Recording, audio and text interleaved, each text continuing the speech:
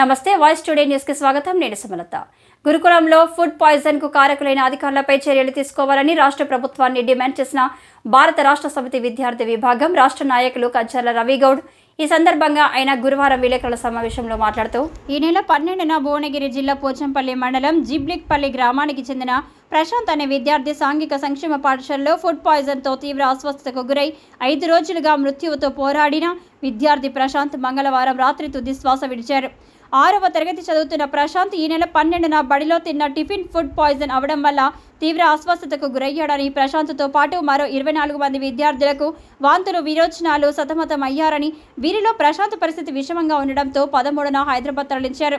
5 రోజుల పాటు మృత్యువుతో పోరాడిన చిన్నారి రెయిన్బో ఆసుపత్రిలో మంగళవారం చనిపోవడం జరిగిందని, మిగిలిన విద్యార్థులలో సికింద్రాబాద్ గాంధీలో 3, ఉస్మానియాలో 2 విద్యార్థులు, భువనగిరి జిల్లాలో 7 విద్యార్థులు చికిత్స పొందుతున్నారన్నారు. చనిపోయిన విద్యార్థులకి 10 లక్షలు ప్రభుత్వం తరపున పరిహారం చెల్లించాలని, అలాగే మిగిలిన విద్యార్థులకు ప్రభుత్వం నుంచి అన్ని రకాల సదుపాయాలు కల్పించాలని కోరారు.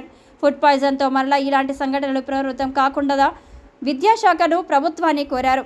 లేని పక్షంలో రాష్ట్ర వ్యాప్తంగా ఆందోళన కార్యక్రమాలు చేపడతామని భారత రాష్ట్ర సమితి విద్యార్థి విభాగం తరపున డిమాండ్ చేశారు. ఈ కార్యక్రమంలో జిల్లా నాయకులు మట్టి శ్రీనివాస్, కొండం వెంకటేష్, బైరగోని హర్షి, కొడం నరేష్, అసీం, అక్రమ్, సమీ, సుదీప్, వంశీ తదితరులు పాల్గొన్నారు. వాళ్ళు ఎవరెవరున్నారో వారిపై కఠినంగా శిక్షించి మళ్ళీ ఎక్కడ ఏ తెలంగాణ రాష్ట్ర వ్యాప్తంగా ఏ హాస్టల్లో కూడా జరగకుండా చూడాలని ఈ రాష్ట్ర ప్రభుత్వానికి మేము డిమాండ్ చేయడం జరుగుతుంది. నిజంగా ఈ రాష్ట్ర ప్రభుత్వం విద్యార్థుల మీద ఏమైనా ప్రేమ ఉంటే వాళ్ళ బంగారు భవిష్యత్తును దృష్టిలో పెట్టుకొని నిరుపేదైన విద్యార్థులు ఎంతో మంది హాస్టళ్లలో చదువుతుండ్రు, వాళ్లకు సరైన ఆహారం పెట్టాలని మేము భారత రాష్ట్ర సమితి విద్యార్థి విభాగం నుంచి డిమాండ్ చేయడం జరుగుతుంది. నిజంగా ఈ రాష్ట్ర ప్రభుత్వానికి ప్రశాంత్ అనే విద్యార్థి చనిపోవడం చాలా దురదృష్టకరం. వాళ్ళ తల్లిదండ్రులకు నిజంగా పుత్రశోకం మిగిలించడం చాలా దురదృష్టకరం అని సందర్భంగా తెలియడం జరుగుతుంది. ఆ విద్యార్థి తల్లిదండ్రులు ఎన్నో గొప్ప చదువులు చదివి ఉన్నత స్థాయికి ఎదుగుతాడని ఆ హాస్టల్కు పంపిస్తే హాస్టల్లోని ఫుడ్ పాయిజన్ అయి మృత్యుతో పోరాడి నిన్న మంగళవారం రోజు సాయంత్రం తుదిశ్వాస విడడం చాలా దురదృష్టకరం, బాధాకరం అని సందర్భంగా తెలియడం జరుగుతుంది. ఆ విద్యార్థి తల్లిదండ్రులకు, విద్యార్థి కుటుంబానికి ఈ రాష్ట్ర ప్రభుత్వం 50 లక్షల రూపాయలు ఎక్స్ట్రా ప్రకటించాలని మేము డిమాండ్ చేస్తున్నాం. ఆ ఇంటిలో ఒకరికి ఉద్యోగం చూద్దా ఇవ్వాలని మేము రాష్ట్ర ప్రభుత్వాన్ని డిమాండ్ చేస్తున్నాం.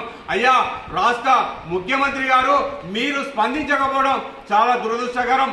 విద్యార్థులు దాదాపు వారం రోజుల నుంచి ఫుడ్ పాయిజన్ అయిన రాష్ట్ర యంత్రాంగం ఏదో తూతు మంత్రంగా ఒక అధికారిని సస్పెండ్ చేయడం కాదు, నిజంగా ఎంతమంది ఉంటే అంతమందిని కఠినంగా శిక్షించాలి. అవసరమైతే వాళ్లను శాశ్వతంగా డిస్మిస్ చేయాలని మేము భారత రాష్ట్ర సమితి విద్యార్థి నుండి ఈ రాష్ట్ర ప్రభుత్వాన్ని డిమాండ్ చేస్తున్నాం. లేకపోతే మీరు ఏ హాస్టల్లో అన్ని హాస్టళ్లలో మీరు విజిట్ చేయాలని, మీరు కమిటీ వేయాలని మేము భారత రాష్ట్ర సమితి నుంచి డిమాండ్ చేయడం జరుగుతుంది.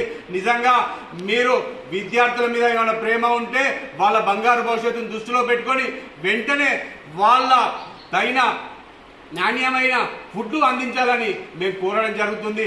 నిజంగా మేము భారత రాష్ట్ర సమితి విద్యార్థుల నుంచి మేము రాష్ట్ర ప్రభుత్వానికి ఒకటే విజ్ఞప్తి చేయడం జరుగుతుంది. నిజంగా ఆ పిల్లగాడు చనిపోవడం చాలా దురదృష్టకరం. ఖచ్చితంగా వాళ్ళ పేద కుటుంబమైన రాష్ట్ర ప్రభుత్వం ఆదుకోవాలని మేము డిమాండ్ చేయడం జరుగుతుంది.